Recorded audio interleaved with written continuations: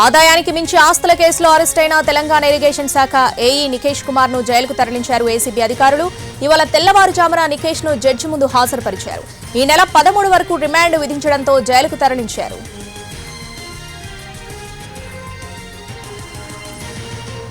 ACB అధికారుల సోదాల్లో నమ్మలేని నిజాలు బయటకొచ్చాయి. నికేష్ కుమార్ ఇంటితో పాటు బంధువులు, సన్నిహితుల ఇల్లు మొత్తం 20 వేరువేరు ప్రాంతాల్లో తనిఖీలు జరిగాయి. దాదాపు 200 కోట్లకు పైగా విలువ గల ఆస్తులను గుర్తించింది ఏసీబీ.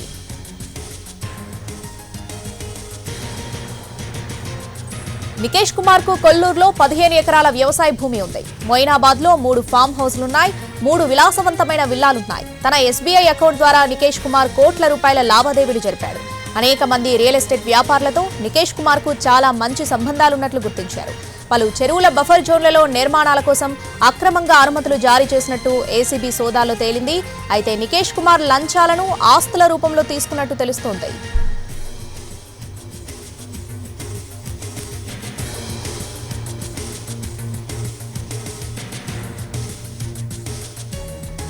ఆరు నెలల క్రితం లంచం తీసుకుంటూ దొరికిపోయాడు నికేష్ కుమార్. అతని వద్ద ఆదాయానికి మించి ఆస్తులున్నాయనే ఆరోపణలు వచ్చాయి. దీంతో ఏసీబీ రైడ్ చేసింది. ఆ సమయంలో 100 కోట్ల రూపాయలకు పైగా విలువ చేసే అక్రమాస్తులు బయటపడ్డాయి. అప్పుడు అరెస్ట్ చేసి రిమాండ్కు పంపారు అధికారులు. 2 నెలల తర్వాత బెయిల్పై జైలు నుంచి బయటకొచ్చాడు. అప్పటి కేసులో మళ్లీ తాజాగా తీగలాగారు. దీంతో కళ్లు తేలేసే రీతిలో అక్రమాస్తులు బయటపడ్డాయి. తాజాగా మరోసారి ఆయన్ను అరెస్ట్ చేసి కీలక పత్రాలు స్వాధీనం చేసుకున్నారు. దీనికి సంబంధించి పూర్తి అప్డేట్స్ మా ప్రతినిధి కిరణ్ లైవ్ లో అందిస్తారు. కిరణ్, ఆదాయం మించి అక్రమాస్తులు కూడగట్టాడన్న ఏదైతే కేసు ఉందో దానికి సంబంధించి పరిశీలిస్తే ఏసీబీ అధికారులు నీటిపారుదల శాఖ ఏఈ నికేష్ కుమార్ ను అరెస్ట్ చేశారు. ఈ రోజు తెల్లవారుజామున జడ్జి ఎదుట ప్రవేశపెట్టారు. అయితే ఈ నెల 13 ఎక్కడైతే అంటే వచ్చే నెల 13వ తారీఖు వరకు అంటే 14 రోజుల పాటు కూడా జ్యుడిషియల్ రిమాండ్ విధించారు జడ్జి. ఈ క్రమంలో నికేష్ కుమార్ ను చెంచల్గూడ జైలుకు తరలించారు ఏసీబీ అధికారులు. అయితే గత సంవత్సరంలో ఒక భవన నిర్మాణానికి సంబంధించి ఎన్ఓసీ ఇస్తున్న క్రమంలో లంచం డిమాండ్ చేశారు నికేష్ కుమార్.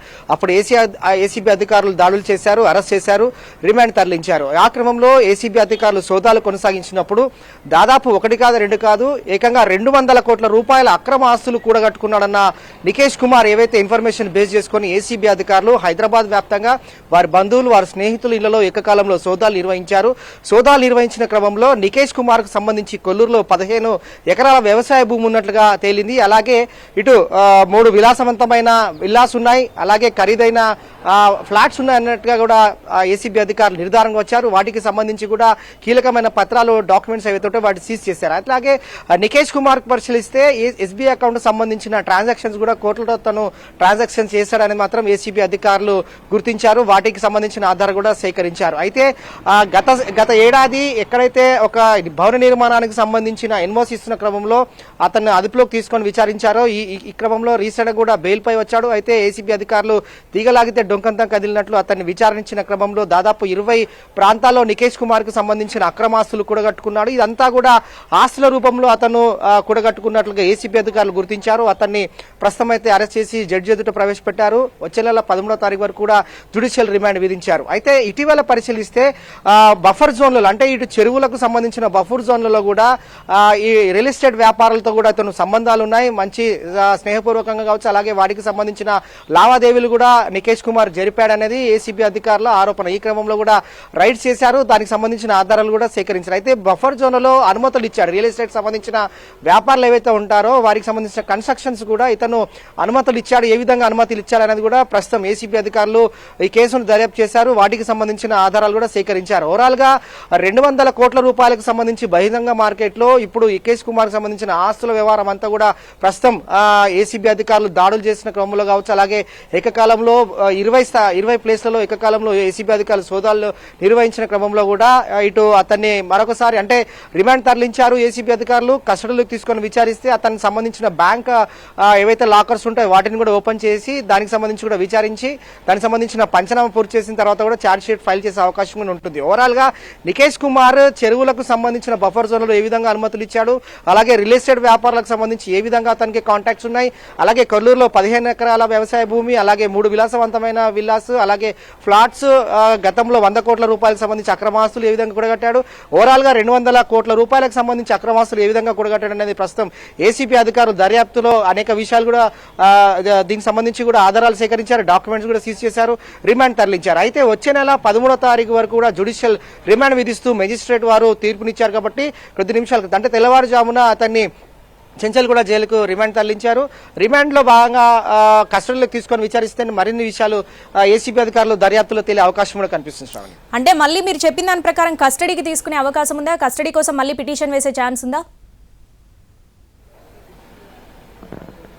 ఖచ్చితంగా, ఎందుకంటే నికేష్ కుమార్ కు సంబంధించిన కస్టడీ పిటిషన్ కూడా ఏసీబీ అధికారులు వేసే అవకాశం ఉంటుంది. ఎందుకంటే కస్టడీలోకి తీసుకొని విచారిస్తే ఇటు బ్యాంకు లాకర్లకు సంబంధించిన వ్యవహారం కూడా ఉంది. కాబట్టి ఇతను ఆల్మోస్ట్ ఒక అకౌంట్ కు సంబంధించి దాంట్లో కోట్ల రూపాయల ట్రాన్సాక్షన్స్ చేశాడు. కాబట్టి ఆ ట్రాన్సాక్షన్స్ కి సంబంధించిన వివరాలు కూడా పోలీస్ ఏసీబీ అధికారులు నికేష్ కుమార్ నుంచి పంచనామా స్టేట్మెంట్ రికార్డ్ చేయాల్సి ఉంటుంది. అలాగే ఇతను ఇతరత్ర ఎవరైతే అకౌంట్స్ కు సంబంధించిన ట్రాన్సాక్షన్స్ ఏ విధంగా చేశాడు, అలాగే రియల్ ఎస్టేట్ సంబంధించిన వ్యాపారులు కావచ్చు, అలాగే చెరువుల్లో ఉన్న బఫర్ జోన్లలో అనుమతులు ఇచ్చాడు కాబట్టి అవి ఏ విధంగా చేశాడనే మాత్రం దాంట్లో ఇతను కేవలం అంటే ఆదాయం రూపంలో ఇతను అక్రమాస్తులు కూడా కట్టడం జరిగింది. కాబట్టి ఏ విధంగా ఇతను ట్రాన్సాక్షన్స్ చేశాడని మాత్రం తెలియాల్సి ఉంటుంది. కాబట్టి అతన్ని అదుపులోకి తీసుకొని విచారించిన తర్వాత మరిన్ని విషయాలు తెలుస్తాయి. అలాగే ఛార్జ్ షీట్ కూడా ఫైల్ చేసే అవకాశం ఉంటుంది. కాబట్టి ఇక బ్యాంక్ లాకర్ అనేది కీలకంగా ఉంటుంది. కాబట్టి అతన్ని తీసుకువెళ్ళిన తర్వాత బ్యాంక్ లాకర్ ఓపెన్ చేసిన తర్వాత అందులో ఎన్ని కోట్ల వరకు ట్రాన్సాక్షన్ చేశారు, వాటికి సంబంధించిన ఆధారాలు ఏవైతే ఉంటాయి, దానికి సంబంధించి అన్ని ఆధారాలు కూడా ఛార్జ్ షీట్ రూపంలో అంటే పంచనామా అంటే స్టేట్మెంట్ రికార్డ్ చేయాల్సి ఉంటుంది. కాబట్టి ఖచ్చితంగా నికేష్ కుమార్ ను మరొకసారి కస్టడీ తీసుకొని విచారిస్తే మాత్రం ఇంకా అనేక అంశాలు తెరపైకి వచ్చే అవకాశం ఉంటుంది. Shravani. Right Kiran, thanks for the updates.